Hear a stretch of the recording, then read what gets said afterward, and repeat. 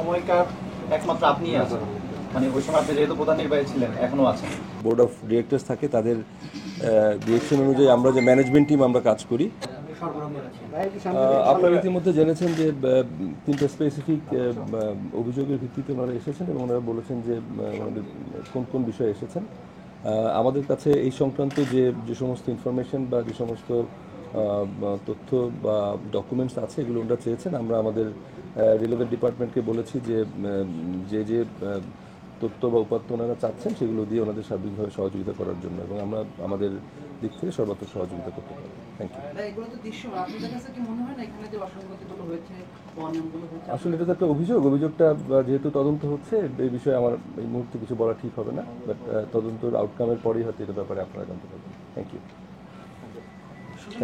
একটা প্রশ্ন, এখানে তো হচ্ছে ওনারা সরাসরি অর্থের বিষয়টা বলছে যে ৮ আসরে হচ্ছে 15 কোটি টাকা আসছে টিকিট থেকে, আর এক আসরে আসছে 13 কোটি টাকা। বিষয়টা তো স্পষ্ট। এই বিষয়ে এটা তো একটা অভিযোগ। আসলে ফ্যাক্ট অ্যান্ড ফিগারটা আসলে যখন ওনারা আরও ডিটেল যাবেন তখন হয়তো ওনারা বুঝতে পারবেন বা ওনারা এই ব্যাপারে এক্স্যাক্টলি বলবেন। আমাদের দুদকের যে কর্মকর্তাবৃন্দ ওনারা এসছেন, ওনারা তো বলেছেন যে বিষয়গুলো আসলে অভিযোগের ভিত্তিতে ওনারা এসছেন এবং অভিযোগটাই ওনারা বলেছেন। তো এক্স্যাক্ট ফ্যাক্ট অ্যান্ড ফিগার এটা ওনারা ডিটেলস যখন দেখবেন বা তথ্যপাত্রগুলো ওনাদের সামনে ওনারা পাবেন বা উপস্থাপন করা হবে তখনই হয়তো ওনারা বলতে পারবেন। Thank you. সুজন ভাই, যে অভিযোগটা আসলে আসছে, ওই সময়কার একমাত্র আপনিই আছেন, মানে ওই সময় আপনি যেহেতু প্রধান নির্বাহী ছিলেন, এখনো আছেন। তো সেক্ষেত্রে আপনি আসলে কিভাবে দেখেন ব্যাপারটাকে? আমি এসে মানে বিষয়টা আসলে একইভাবে বলি। আমরা তো আপনারা জানেন যে বাংলাদেশ ক্রিকেট বোর্ড যে একটা বোর্ড অফ ডিরেক্টরস থাকে, তাদের ডিরেকশন অনুযায়ী আমরা যে ম্যানেজমেন্ট টিম আমরা কাজ করি।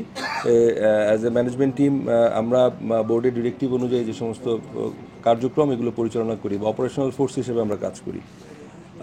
সেক্ষেত্রে আমাদের কাজ হচ্ছে যে বিভিন্ন সময় বোর্ডের ডিরেকশন অনুযায়ী কাজগুলো এক্সিকিউট করা। অ্যাট দ্য সেম টাইম যেমন দুদকের সম্মানিত কর্মকর্তারা এসছেন, ওনাদের রিকোয়ারমেন্টস অনুযায়ী আমরা আমাদের প্রয়োজনীয় তথ্যপত্র সংগ্রহ করবো। এটাই হচ্ছে আমাদের at this point of time exact requirements বলে আমি মনে করি। Thank you. ঠিক আছে, থ্যাংক ইউ।